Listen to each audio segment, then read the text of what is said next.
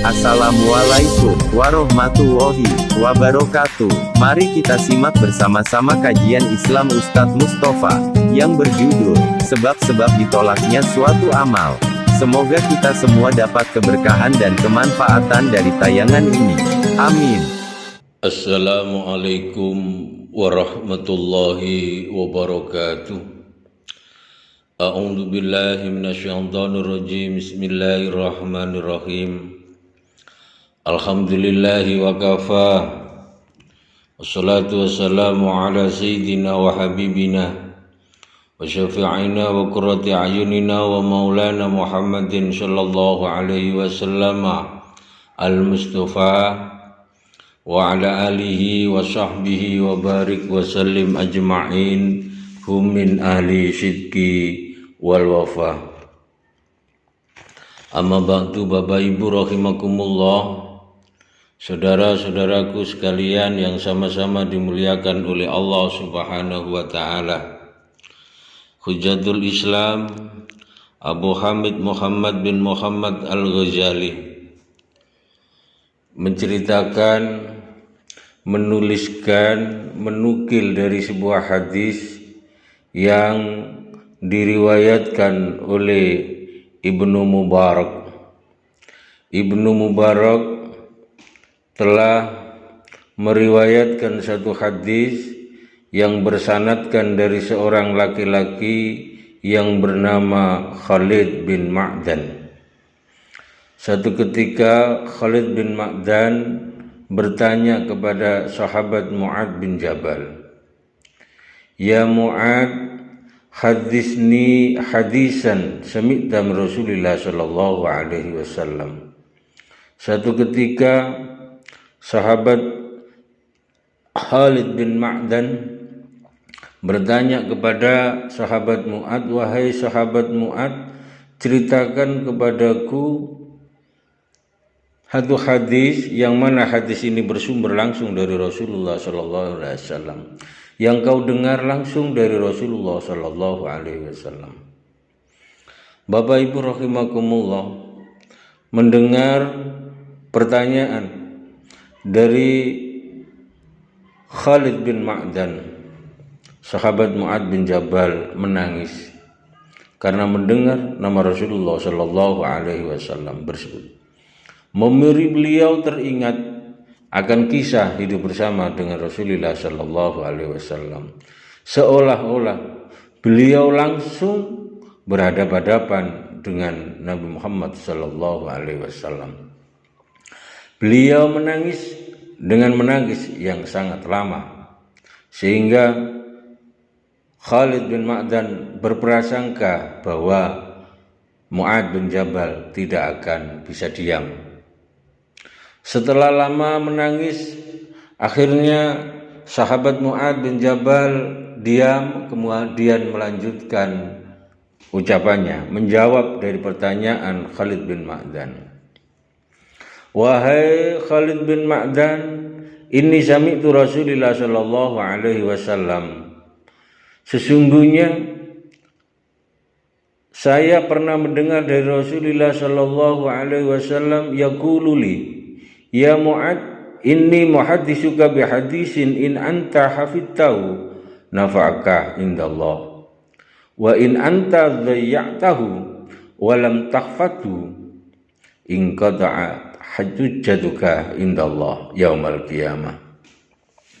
Rasulullah sallallahu alaihi wasallam bersabda kepadaku, "Wahai Mu'ad, aku akan berikan kepadamu satu hadis, di mana jika hadis ini kau jaga, kau amalkan, kau pelihara, kau bersungguh-sungguh mengamalkannya, maka ini akan bermanfaat bagimu.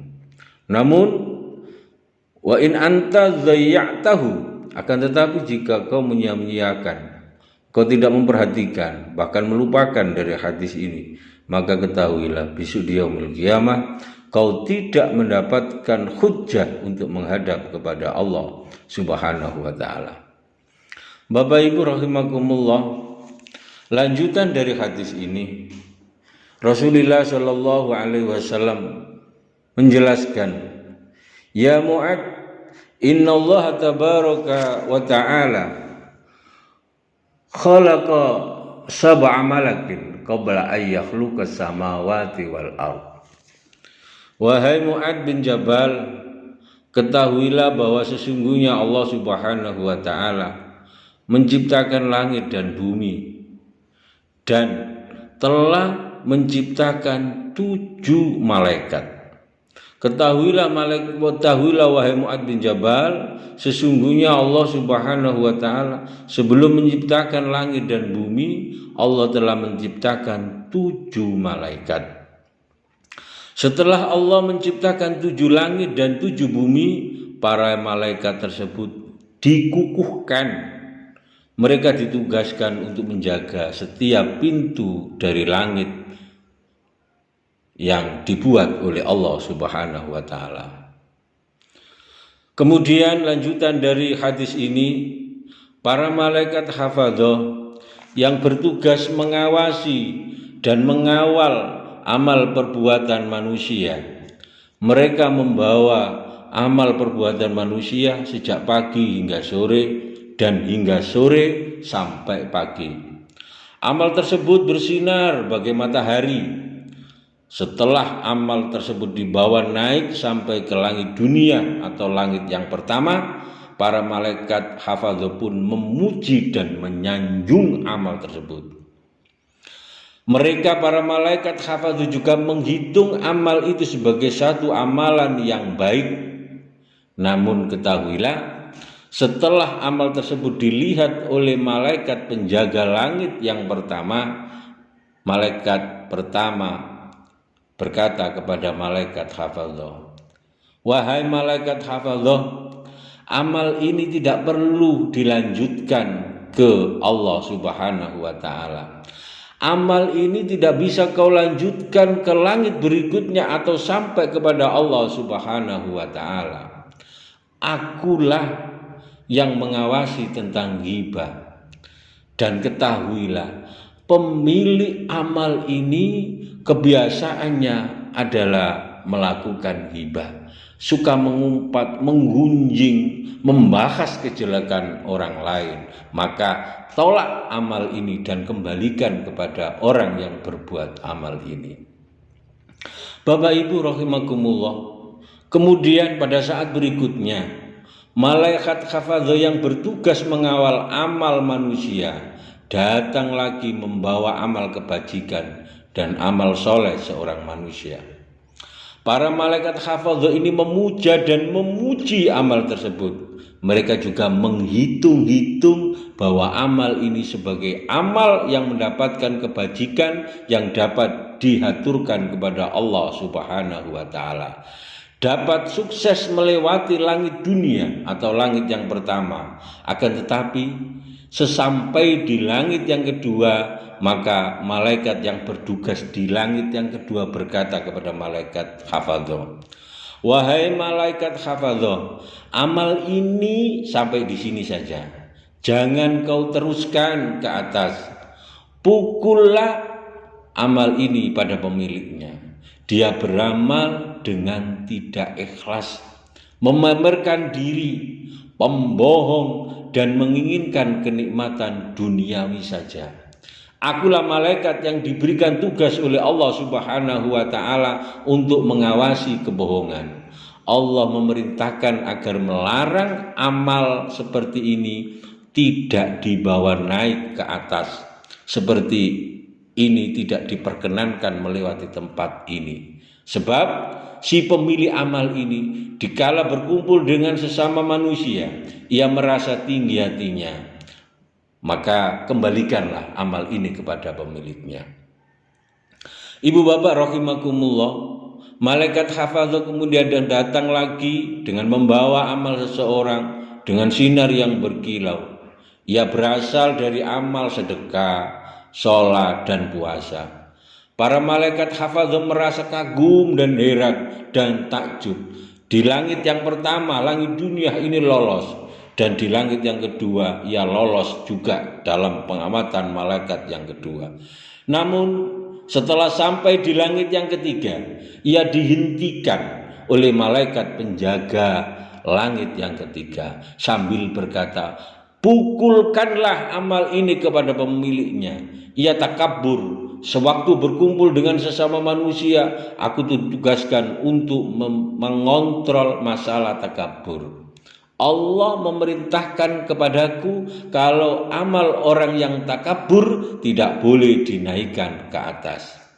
Dan ini dikatakan oleh malaikat penjaga langit yang ketiga kepada malaikat hafadzah.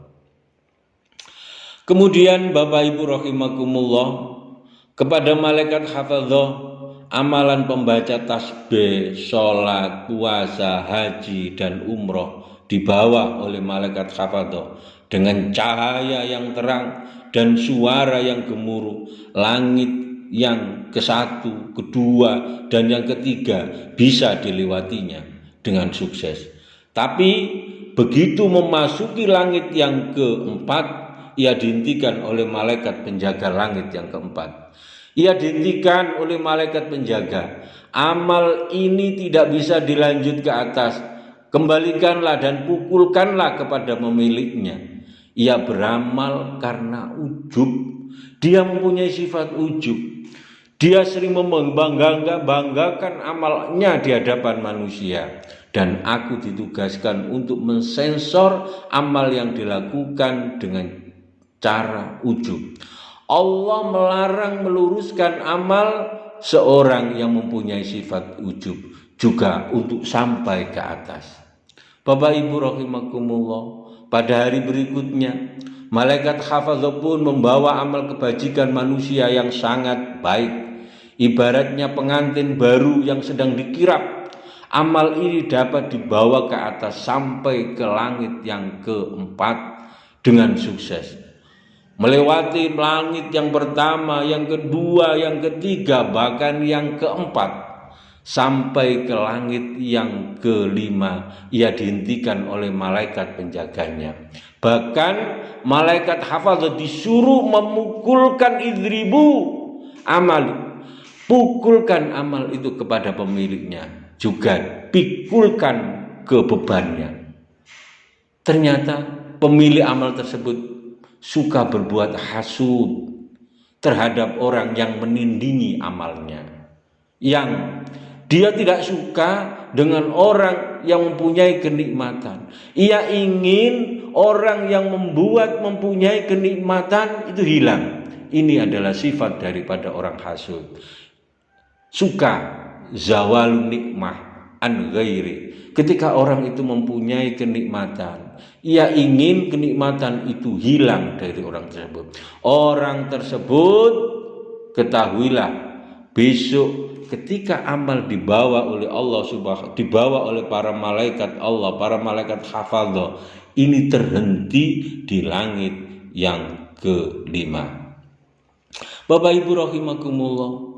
Kemudian di hari berikutnya ada lagi malaikat hafadzah yang naik membawa amal manusia berupa puasa, sholat, zakat, haji, umroh, dan juga jihad di jalan Allah, beramal soleh seperti hanya mengajar, berdakwah, dan lain sebagainya. Amal itu bercahaya bagaikan matahari, berkilau. Namun ketika mau memasuki langit yang ke-6, ia tertahan, tidak boleh dibawa naik.